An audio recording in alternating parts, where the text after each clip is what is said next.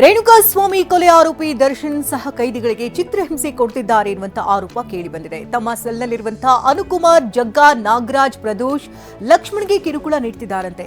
ಮಲಗಿದ್ದವರನ್ನ ಕಾಲಲ್ಲಿ ಒದ್ದು ಎಬ್ಬಿಸಿ ಅವಾಚ್ಯ ಶಬ್ದಗಳಿಂದ ನಿಂದಿಸುತ್ತಿದ್ದಾರೆ ಅಂತ ಹೇಳಲಾಗ್ತಿದೆ. ಪರಪ್ಪನ ಅಗ್ರಹಾರ ಜೈಲಿನ ಸೆಲ್ನಲ್ಲಿ 2 ದಿನಗಳ ಹಿಂದೆ ದರ್ಶನ್ ಹಾಗೂ ಜಗ್ಗನ ನಡುವೆ ದೊಡ್ಡ ಜಗಳ ನಡೆದಿತ್ತು.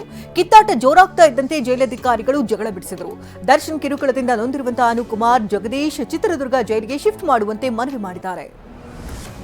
ದರ್ಶನ್ ಇರೋ ಸೆಲ್ನಲ್ಲಿರುವಂತಹ ಅನುಕುಮಾರ್, ದರ್ಶನ್ ಚಿತ್ರಹಿಂಸೆ ತಡೆಯಲಾಗದೆ ವಿಲವಿಲ ಅಂತಿದ್ದಾರೆ. ಈ ಜೈಲಿನಲ್ಲಿದ್ರೆ ಏನಾದ್ರೂ ಮಾಡ್ಕೊಂಡು ಸಾಯೋದಾಗಿ ಅನುಕುಮಾರ್ ಹೇಳಿದ್ದಾರಂತೆ. ಹೀಗಾಗಿ ದರ್ಶನ್ ಇರುವಂತಹ ಸೆಲ್ ಮೇಲೆ ಹೆಚ್ಚಿನ ನಿಗಾ ಇಡಲಾಗಿದೆ.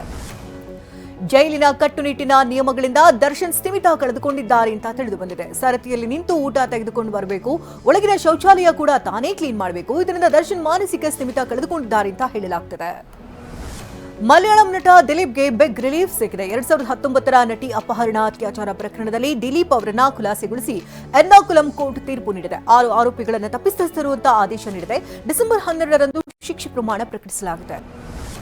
ದೇಶದಾದ್ಯಂತ ಇಂಡಿಗೋ ವಿಮಾನಗಳ ಬಿಕ್ಕಟ್ಟು 7ನೇ ದಿನವೂ ಮುಂದುವರೆದಿದೆ. ಇಂದು ಕೂಡ 450ಕ್ಕೂ ಹೆಚ್ಚು ವಿಮಾನಗಳ ಹಾರಾಟ ಬಂದಾಗಿದೆ. ರಾಷ್ಟ್ರ ರಾಜಧಾನಿ ದೆಹಲಿಯಲ್ಲಿ 134, ಬೆಂಗಳೂರಿನಲ್ಲಿ 127, ಹೈದರಾಬಾದ್ನಲ್ಲಿ 112, ತಮಿಳುನಾಡಿನಲ್ಲಿ 71 ಇಂಡಿಗೋ ವಿಮಾನಗಳು ಹಾರಾಟವನ್ನು ನಿಲ್ಲಿಸಿದೆ. ಬೆಂಗಳೂರಿನಲ್ಲಿ ಇಂದು ಕೂಡ ವಿಮಾನಗಳ ಹಾರಾಟ ರದ್ದು ಮುಂದುವರೆದಿದೆ. ಈವರೆಗೂ ಕೆಂಪೇಗೌಡ ಏರ್ಪೋರ್ಟ್ನಲ್ಲಿ ಇಂದು 126 ವಿಮಾನಗಳ ಹಾರಾಟ ರದ್ದಾಗಿದೆ. ಏರ್ಪೋರ್ಟ್ನಿಂದ ನಿರ್ಗಮಿಸಬೇಕಾಗಿದ್ದಂಥ 64 ಮತ್ತು ಆಗಮಿಸಬೇಕಾಗಿದ್ದಂಥ 62 ವಿಮಾನಗಳು ರದ್ದಾಗಿದೆ. ಕೆಂಪೇಗೌಡ ವಿಮಾನ ನಿಲ್ದಾಣದಲ್ಲಿ ಮಕ್ಕಳು, ತಾಯಂದಿರು ಕೂಡ ಪರದಾಡ್ತಾ ಇದ್ದಾರೆ. ಚಿಕ್ಕ ಮಕ್ಕಳನ್ನ ಕರೆದುಕೊಂಡಿರುವಂತಹ ತಾಯಂದಿರು ಸಂಕಷ್ಟಕ್ಕೀಡಾಗಿದ್ದಾರೆ.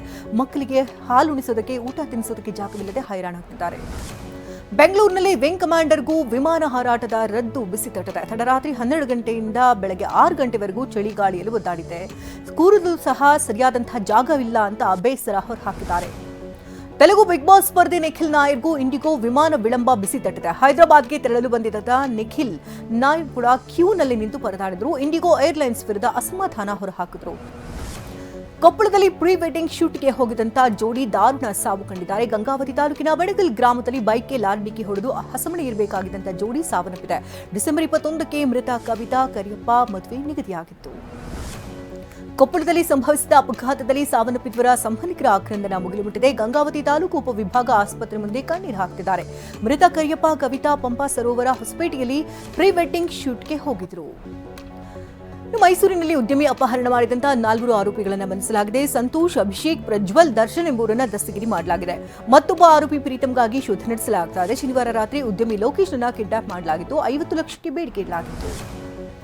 ಬಳ್ಳಾರಿ ಎಸ್ಪಿ ಹೆಸರಿನಲ್ಲಿ ನಕಲಿ ಫೇಸ್ಬುಕ್ ಖಾತೆ ಸೃಷ್ಟಿಸಿ ವಂಚನೆ ಮಾಡಿರುವುದು ತುಮಕೂರಿನಲ್ಲಿ ಬೆಳಕಿಗೆ ಬಂದಿದೆ. ಸಿಐಎಸ್ಎಫ್ ಅಧಿಕಾರಿ ಅಂತ ಹೇಳಿಕೊಂಡು ವ್ಯಕ್ತಿಯು ಜಿಎಸ್ ಜಗದೀಶ್ ಎಂಬುವರಿಂದ 50,000 ರೂಪಾಯಿ ವಂಚಿಸಿದ್ದಾನೆ.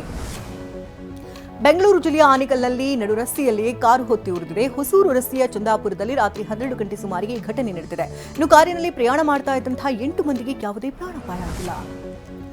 ದೇವನಹಳ್ಳಿ ಸುತ್ತಮುತ್ತ ಮುಂಜಾನೆ ದಟ್ಟ ಮಂಜು ಆವರಿಸಿದೆ. ಹೀಗಾಗಿ ರಸ್ತೆ ಅಪಘಾತಗಳು ಕೂಡ ಸಂಭವಿಸ್ತಾ ಇದೆ. ಏರ್ಪೋರ್ಟ್ ರಸ್ತೆಯಲ್ಲಿ ಟೆಂಪೋ ಟ್ರಾವೆಲ್ ಹಾಗೂ ಕ್ಯಾಂಟರ್ ನಡುವೆ ಅಪಘಾತ ಆಗಿದೆ. ಇದರಿಂದಾಗಿ ಕ್ಯಾಂಟರ್ ಮುಂಭಾಗ ನಜ್ಜುಗುಜ್ಜಾಗಿದೆ. ಚಿನ್ನಸ್ವಾಮಿ ಕ್ರೀಡಾಂಗಣದಲ್ಲಿ ಐಪಿಎಲ್ ಪಂದ್ಯಗಳಿಗೆ ಅನುಮತಿ ನೀಡದಂತೆ ಹಿರಿಯ ವಕೀಲ ಅಮೃತೇಶ್ ಮನವಿಯನ್ನು ಸಲ್ಲಿಸಿದ್ದಾರೆ. ಮುಖ್ಯ ಕಾರ್ಯದರ್ಶಿ ಗೃಹ ಇಲಾಖೆ, ಪೊಲೀಸ್ ಹಾಗೆ ಅಗ್ನಿಶಾಮಕ ಮತ್ತು ತುರ್ತು ಸೇವೆಗಳು ಹಾಗೆ ಪಿಡಬ್ಲ್ಯೂಡಿ, ಕೆಎಸ್ಸಿಎಗೆ ಮನವಿ ಮಾಡಿದ್ದಾರೆ. ದೆಹಲಿ ಹಾಗೂ ಎನ್ಸಿಆರ್ನಲ್ಲಿ ವಾಯು ಮಾಲಿನ್ಯ ಮುಂದುವರೆದಿದೆ. ವಾಯು ಗುಣಮಟ್ಟ ತೀರಾ ಕಳಪೆ ಮಟ್ಟಕ್ಕೆ ತಲುಪಿದೆ. ಐಕ್ಯೂನಲ್ಲಿ ವಾಯು ಗುಣಮಟ್ಟ 368 ದಾಖಲಾಗಿದ್ದು ಬಹುತೇಕ ಪ್ರದೇಶಗಳಲ್ಲಿ ಐಕ್ಯೂಐ 350 ಗಡಿ ದಾಟಿದೆ.